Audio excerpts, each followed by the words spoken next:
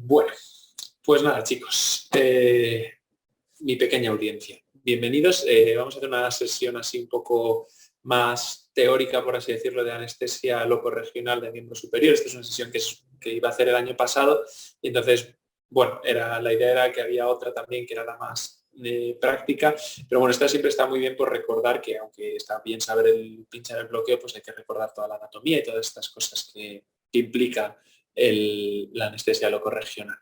Así que vamos un poquito, este es un poco el índice que vamos a seguir. Primero vamos a una parte de la anatomía, que es la parte más aburrida y demás, pero un poquito práctica y enfocada a la práctica. Y luego vamos a ver sobre todo los principales bloqueos que se suelen hacer habitualmente. He puesto al final los bloqueos periféricos y demás, pero seguramente no dé tiempo a hacerlo. Así que bueno, ahí se quedan. Si da tiempo bien y si no, pues nada. Entonces vamos con la anatomía en primer lugar. Había preparado una serie de preguntas que claro, estaría bien. Si queréis, os voy diciendo uno o voy diciendo a ver cada... joder, ya está. Chao, perder. Y vais respondiendo. Por ejemplo, Bea, tú que estás rotando ahora en trauma, ponte si quieres el micro cuando os vaya diciendo el nombre y vais respondiendo. La primera pregunta, la sensibilidad de todo el miembro superior depende del plexo braquial. ¿Qué te parece, verdadero o falso? Verdadero. Vale, ahora las respondemos todas. Luego, la segunda también para ti, pues no va a cambiar mucho. En la mayoría de personas el plexo braquial nace de C5 a T1. Vale. Luego, por ejemplo, Carlos, el bloqueo infraclavicular se realiza a nivel de los fascículos del plexo braquial. Verdadero. Verdadero, vale. La siguiente, también tú mismo, Carlos, por ejemplo. Los nervios que reciben raíces de T1 son el cubital y el mediano. Verdadero. Vale. Siguiente, vamos pues, por ejemplo con Juan Álvarez, ¿no? Que creo que está. Que es la sensibilidad del dorso de la mano, proviene del nervio radial. Verdadero. Vale. La oposición del pulgar depende del cubital. Yo creo que verdadero también. Vale. Y ya terminas tú, por ejemplo, por no cambiar mucho de persona. Y la pronación del antebrazo depende del radial.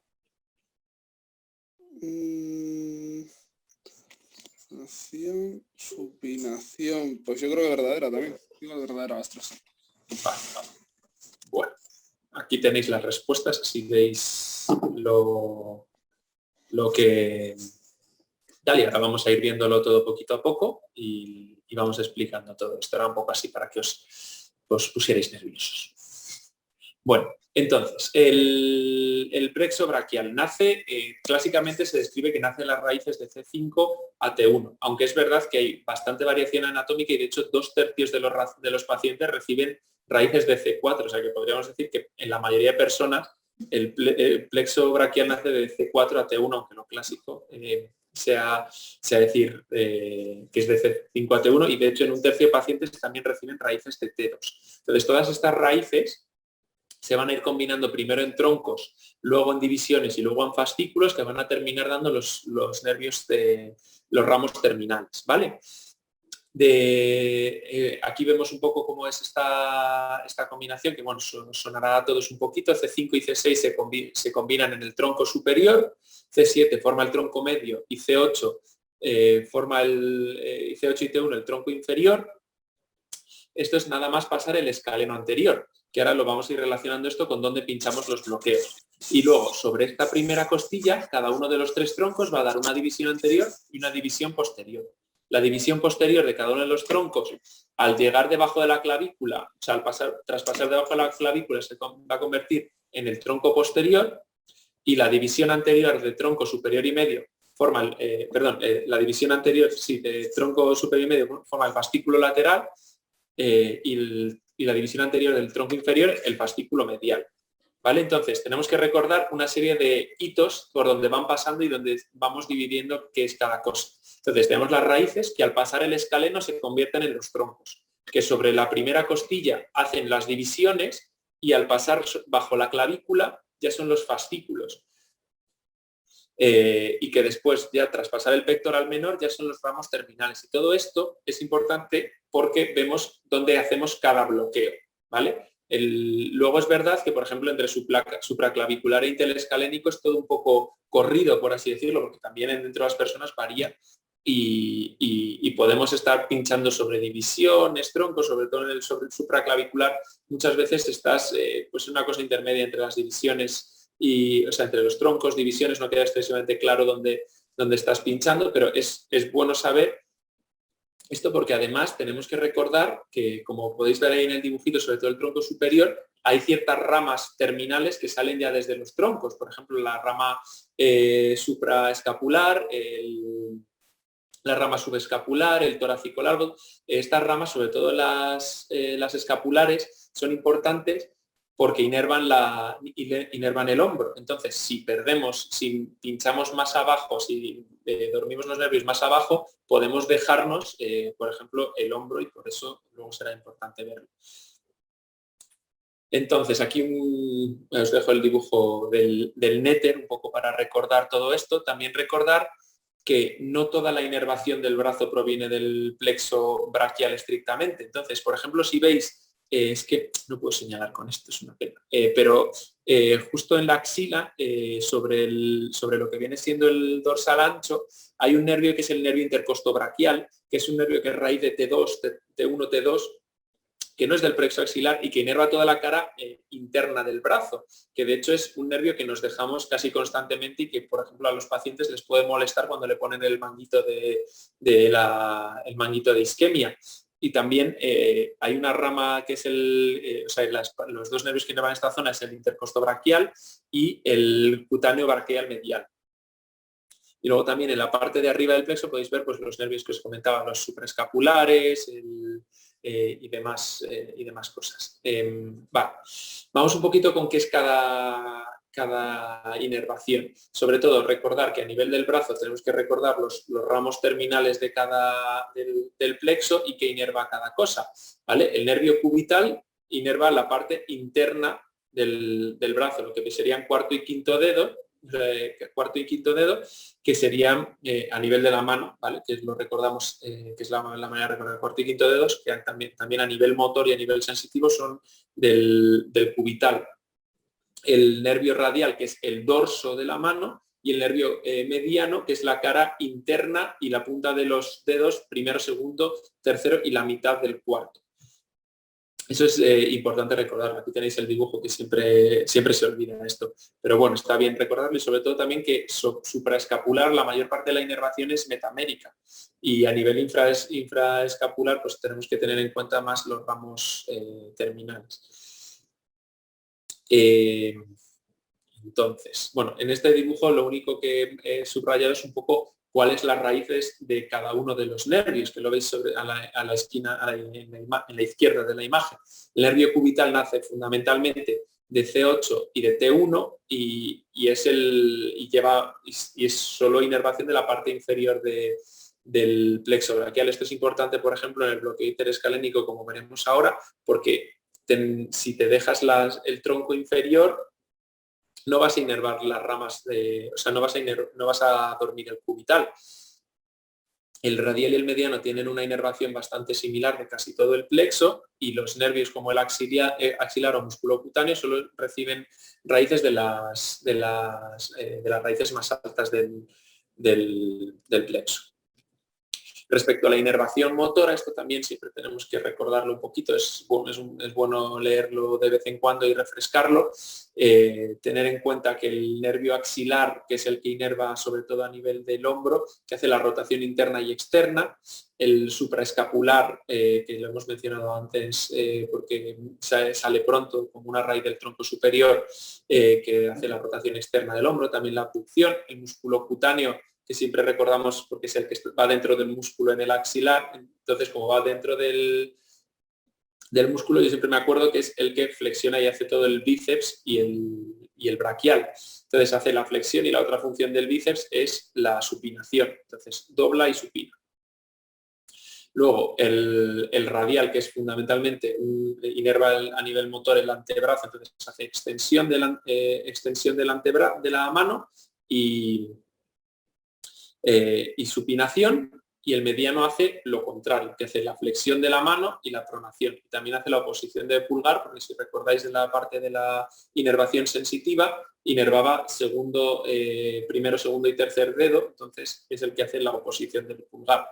Yo intento acordarme asociando un poco la inervación motora y la inervación sensitiva para tenerlo un poco en cuenta. Y luego el cubital, que se encarga del cuarto y quinto dedos. Entonces, bueno, un dibujito así de relleno. Y vamos a los bloqueos, fundamentalmente. Otra serie de preguntas. ¿Quién más estaba conectado? Es que ahora mismo no lo veo. Juan de Arcos. Empezamos por ti. Primera pregunta. ¿El uso de anticoagulantes contraindica la realización de un bloqueo infraclavicular? ¿Verdadero o falso? Juan no está... Vale. ¿Quién está? Es que no lo veo ahora mismo. Como tengo la presentación... Tienes a Paula, tienes a Cristina. Fantástico. Pues vamos con Paula. Paula, ¿el uso de anticoagulantes contraindica la realización de un infraclavicular? Verdad. Verdadero. Vale. La siguiente también para ti. ¿Utilizaría un bloqueo interescalénico para una cirugía de la mano?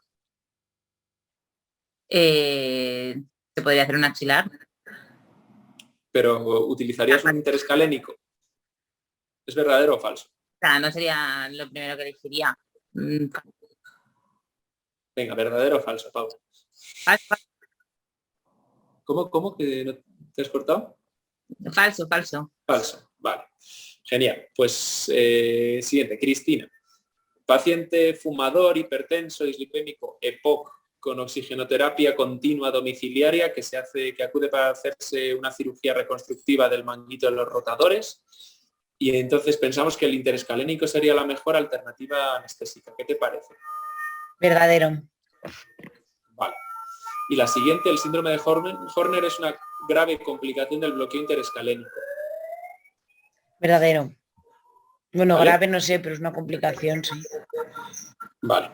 Y la siguiente te la hago a ti también, porque como no somos muchos, el riesgo de neumotórax es mayor en un bloqueo supra que en un no infraclavicular. Falso. Vale. Venga, volvemos a cerrar la ronda. Bea, que tú como eres ahora la resi de trauma. Te falta Amadea. Me falta Amadea, es verdad. Amadea, el riesgo de daño de nervio periférico es mayor en el axilar que en el interescalénico. Verdadero. Vale. La siguiente, durante una cirugía de una fractura de cúbito y radiodistal, en un paciente que se ha realizado el bloqueo axilar, el paciente refiere dolor ante la presión del manguito de isquemio. El nervio no anestesiado es probablemente el intercostobraquial. Verdadero. ¿Vale? Y la octava, la distribución de los nervios en el bloqueo axilar en torno a la arteria axilar es relativamente constante. Falso. Vale. Bueno, estas son las respuestas, os quedáis con lo vuestro y luego ya pues así vais recordando de cara a lo que vamos viendo. Vale, entonces aquí voy a hablar brevemente de cuando haces un bloqueo, siempre tenemos que tener en cuenta de que si en primer lugar para esta cirugía y esta situación es adecuado utilizar un bloqueo. Quizás existe alguna contraindicación que directamente el paciente no quiere hacerse un bloqueo, quiere estar, por lo que sea no se le puede hacer un bloqueo o no lo desea o quiere alguna sedación más profunda o la cirugía no lo permite por una postura muy incómoda. Entonces hay que tener en cuenta esto es un poco para los pequeños, pero son cosas que hay que pensar un poco sistemáticamente. Si es adecuado usar un bloqueo y una vez hemos decidido, bueno, pues sí, es adecuado usar un bloqueo, ¿cuál sería el bloqueo más adecuado para esta cirugía? Que en esto estamos viendo que no todos los bloqueos son iguales. Algunos van a cubrir predominantemente una zona, una articulación o sobre otra, y entonces tendremos que ver cuál es el mejor para nuestro paciente y luego para esta cirugía. Y luego, respecto a nuestro paciente, ¿cuál es el mejor, cuál es el bloqueo? Porque quizás el paciente tiene alguna característica que ahora vamos a ir viendo cuáles son, que nos impide realizar un bloqueo u otro. Entonces, recordar siempre que las contraindicaciones absolutas son un poco básicas, que es infección en el sitio de punción, que el paciente no quiera hacerse un bloqueo, o alergia al anestésico local, que es una cosa cada vez más infrecuente. Luego las relativas son las alteraciones de la coagulación, que respecto a este todavía no hay guidelines muy claras acerca de cómo en pacientes anticoagulados si se puede realizar o no. Pero bueno, un poco en línea de lo anterior se considera que para bloqueos superficiales el hecho de que un paciente esté anticoagulado no lo contraindica, no supondría un gran problema, y en bloqueos profundos seguiríamos un poco las mismas líneas que si hiciéramos una punción intradural, ¿vale? Y por bloqueo profundo, ¿a qué nos referimos? Bloqueo profundo en general se refiere en la mayoría de sitios a una localización que sea difícilmente compresible. Y dentro de los bloqueos que tenemos en el miembro superior, el que es difícilmente compresible es el infraclavicular. Entonces vamos un poco con cada uno de los bloqueos. El interescalénico, como hemos comentado antes, dormimos a nivel de los troncos. Y es el bloqueo estrella-fetén para la cirugía de hombro y en parte proximal de extremidades superior, de la extremidad superior. ¿Por qué? Porque generalmente con este bloqueo, aunque lo hagamos ecográficamente, es bastante frecuente que nos dejemos las raíces bajas T8, T1. Entonces, si lo queremos hacer para cirugía de mano de una parte más distal, es posible que nos dejemos todo lo que sea el cubital o incluso otras zonas que también el mediano tiene inervación de T8, T1. Así que eso hay que tenerlo muy en cuenta. Sin embargo, vamos a cubrir muy bien todas las raíces altas y por tanto para la cirugía de hombro pues estaría especialmente indicado y además no nos dejamos los nervios que salen más pronto. Y luego, otra cosa importante, más cosas con esto, la contraindicación. El EPOC es una contraindicación relativa, pero que se menciona frecuentemente porque en un 100% de los casos en que realicemos el interescalénico vamos a anestesiar el nervio frénico. Esto supone una pérdida de capacidad respiratoria. Entonces, generalmente en las guías dicen que un paciente que dependa de musculatura respiratoria accesoria o que no vaya a tolerar perder de más de un 25% de su capacidad pulmonar, pues quizás no sería el bloqueo más adecuado para este paciente. Como ahora veremos, este bloqueo afecta a un montón de nervios que hay por la zona y entonces tenemos que utilizar siempre el menor volumen de anestésico local posible. Entonces, ¿qué nervios pasan por ahí? Pasan el nervio frénico, con lo cual tenemos la parálisis frénica, tenemos el recurrente laringio y tenemos los ganglios, la cadena simpática, que puede causar un síndrome de Horner, que es una complicación que no es una complicación grave.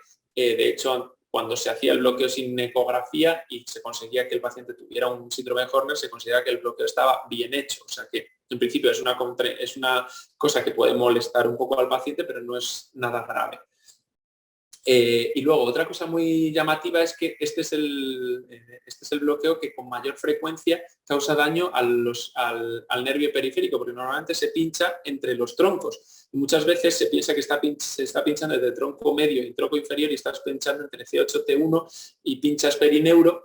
Y entonces se ha visto en una database de la ASA que era el que con más frecuencia se dañaba el nervio periférico. Es una cosa a tener en cuenta para pensarlo cada vez que lo estemos haciendo.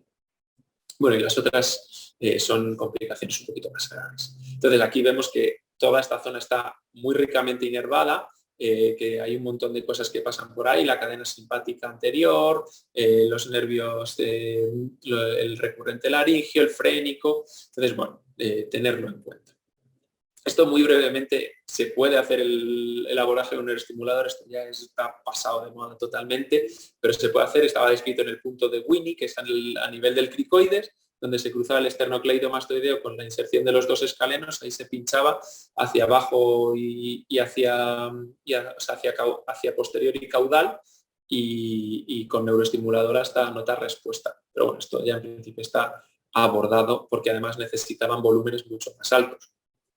Esto con el abordaje ecoguiado que a todos nos sonará, identificamos los dos músculos escalenos y entre ambos suelen estar dispuestos en la imagen típica de muñeco de nieve, que están las tres raíces, o bien una imagen de racimo muchas veces. Entonces esta imagen, si os fijáis, es desde lateral a medial Desde la derecha vemos la tráquea, la tiroides, la arteria carótida, la vena yugular bajo el esternocleidomastoideo, y a la izquierda de estos, más al lateral, están el escaleno anterior y medio, y entre ambos y bajo ellos vemos el plexo perfectamente. Entonces ahí sería donde inyectaríamos. Normalmente se suele inyectar entre, como decía, entre los diferentes fascículos. El supraclavicular es un bloqueo que realizamos pues, un poquito más abajo, que es ya a nivel de las divisiones de los troncos distales, divisiones proximales. Bueno, varía un poco según cada paciente, y la indicación pues, sería bastante amplia para toda la cirugía del miembro superior, y lo único que no podríamos hacer es el hombro, porque ya probablemente han salido muchas de los nervios supraescapulares, infraescapulares, la inervación del hombro, y no lo vamos a coger. En general tiene las mismas contraindicaciones que el escalénico, porque aunque es verdad que el anestésico local difunde mucho menos, o sea, afecta menos a la inervación de la zona, sí que difunde y puede causar pues también el síndrome de Horner, el bloqueo del recurrente, la parálisis del frénico, pero lo más importante es recordar siempre supraescapulares, que es el que tiene un riesgo más alto de neumotórax. Especialmente pacientes fumadores o de bullas pulmonares, y bueno, este riesgo de tan elevado de neumotórax está especialmente descrito en aquellas veces que se hace sin ecografía, sin control ecográfico. Hay un abordaje con neuroestimulador que se puede hacer, que es en el tercio, donde se encuentran los dos tercios externos, o sea, más o menos un poco medial al tercio medio de la clavícula, y en general se suele pinchar hasta encontrar la primera costilla, y avanzando con neuroestimulador. Y bueno, no voy a entrar mucho en esto porque cada vez está progresivamente en mayor desuso. Solo recordar aquí que si pinchas más medial, probablemente es donde tienes más riesgo de neumotórax, y hay que intentar pincharlo más lateral dentro de que estás medial, ¿no? Y el abordaje coguiado simplemente es bastante sencillo, es localizar pleura y primera costilla, y está posterior a la arteria. Entonces, nada, ahí se ve perfectamente en la ecografía, es donde pone BP, que es brachial plexus, y es posterior a eso. Entonces, bueno, el siguiente sería el bloqueo infraclavicular, que es un bloqueo que se realiza con menor frecuencia, que ya es debajo de la clavícula, como ya hemos pasado troncos, divisiones, y ahora están los fascículos que se encuentran en torno a la arteria axilar.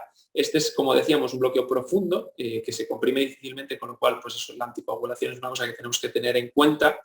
Y en general tiene las mismas indicaciones que un bloqueo supraclavicular.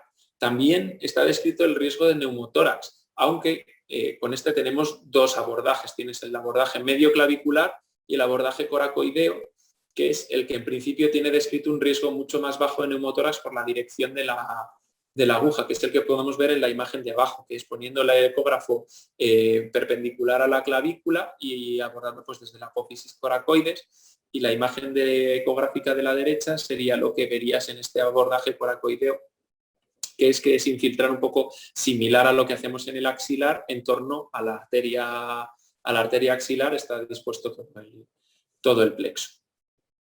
Y ya finalmente el bloqueo axilar, que es un bloqueo muy sencillo y muy popular, que se utiliza un montón, que está indicado fundamentalmente para toda la cirugía de miembro superior distal, de codo, de mano, antebrazo, y en general no tiene grandes complicaciones específicas, que pueden ser pues, la lesión nerviosa, aunque ya hemos visto que está más descrita en el interescalénico, y la toxicidad sistémica por la cercanía de la arteria axilar. Es importante en este bloqueo tener en cuenta que, bueno, ya es como casi todos sabéis, los ramos terminales ya pinchamos a nivel de ramos terminales, de los 4 nervios principales del brazo, mediano, cubital, radial y músculo cutáneo, que se disponen en torno a la arteria axilar. Y la distribución de estos es variable, aunque relativamente. Entonces aquí veis varias posibles localizaciones, de varias posibles variantes de cómo puede estar. En general, lo que solemos ver es que bajo la arteria axilar suele estar el nervio radial, y sobre ella suele estar el mediano y el cubital, ¿no? Uno más superior y otro más inferior, y el músculo cutáneo en general se suele ver en la profundidad entre ambos músculos, que se me acaba de ir el nombre. Y bueno, estas es un poco las variaciones anatómicas que podemos encontrar en cada uno, y donde, digamos, tomando el 0, si fuera la arteria axilar, como veíais anteriormente, cuál sería la posición más frecuente de cada uno de los nervios. El más constante suele ser el músculo cutáneo, y el que tiene más dispersión de localización, el cubital. Entonces, esto realmente es un poco para que lo tengáis, le echéis un ojo, y muchas veces cuando ya estás pinchando, a veces no se ven muy bien los nervios, por tener un poco en cuenta dónde puede estar cada uno de los nervios.